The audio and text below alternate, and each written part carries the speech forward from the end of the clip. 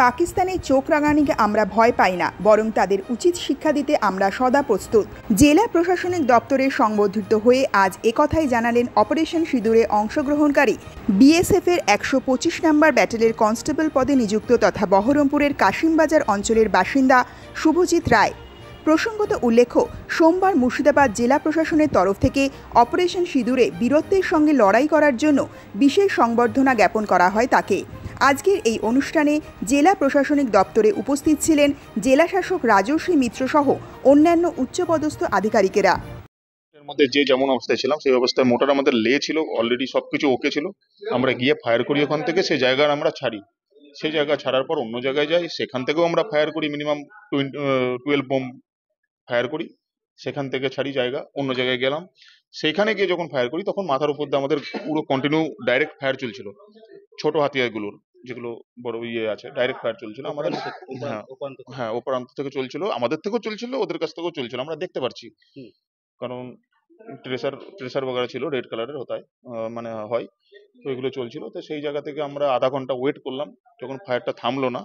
কিন্তু তখন আমাদেরকে সাহেব বললো জায়গাটা ছেড়ে আর একটা লাস্ট লোকেশন যেটা আছে সেখানে যাও, সেখান থেকেও যেখান থেকে ফায়ার আসছে সেই আমরা দিয়ে দিচ্ছি, ডাটা ডিগ্রি দিয়ে দিচ্ছি, সেখানে ফায়ার করো।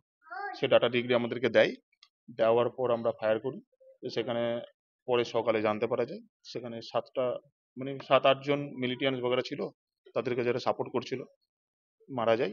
তারপরে সেখানকার যত পাকিস্তান রেঞ্জার বগেরা ছিল তারাও সেখান থেকে চলে যায়, দৌড়িয়ে ঘাঁটি ছেড়ে চলে যায়, পুরো একদম পোস্ট ছেড়ে চলে যায়। তা আমি এসছি 20 days হলো ছুটিতে, তো ছুটির আগে পর্যন্ত তারা এখন পর্যন্ত রিটার্ন আসেনি এখনো। হ্যাঁ, পাকিস্তান পোস্টে সেখানকার যারা আছে তারা আর আসেনি। তো আমি ছিলাম হচ্ছে সাম্বাতে ছিলাম, জম্মুর আন্ডারে পড়ে, আইনগর সেক্টর, সেখানে ছিল।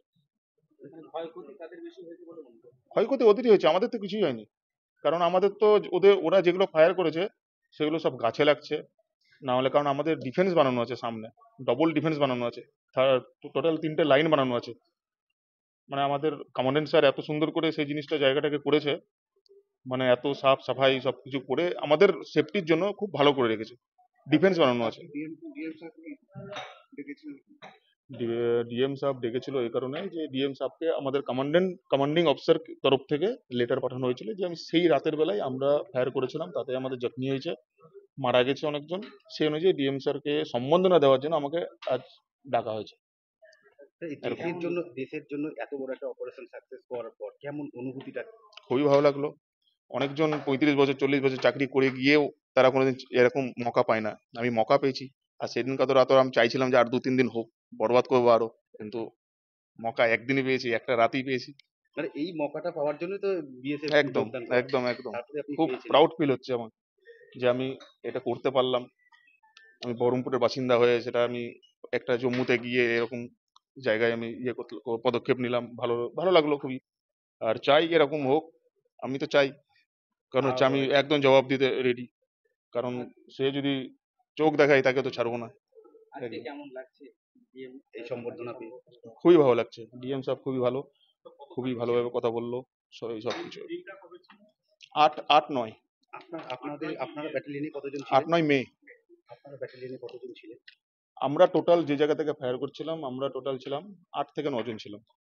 আর আমরা 8-9 জনই করছিলাম এক জায়গা থেকে, আর বাদ বাকি যারা ডাইরেক্ট ফায়ার করছিল তারা তো আগে থেকে করছিল, ছোট হাতিয়ারে তারা করছিল। আর আমরা 8 জন ছিলাম যেটা বড় হাতিয়ারে করছিল, মানে বোম যেগুলো পড়ে সেগুলো আমরা করছিলাম। আমার নাম শুভজিৎ রায়, আমার বহরমপুর কাশিমবাজারে বাড়ি। খুবই ভালো লাগছে। অ্যাজ আ ওয়াইফ আমার প্রচন্ড প্রাউড ফিল হচ্ছে। সেদিন প্রচন্ড ভয়ও পেয়ে গেছিলাম, কেন লাইফের ব্যাপার ছিল, কিন্তু ও প্রচন্ড শক্ত ছিল, বলছে ভয়ের কিছু নেই, যা হবে হবে। এটার জন্য আমি এখানে এসেছি, তার জন্য ভয়ের কিছু নেই, ভগবান আছে। আর আজকে যখন স্টার্ট হয়েছে তখন শেষ তো হবেই।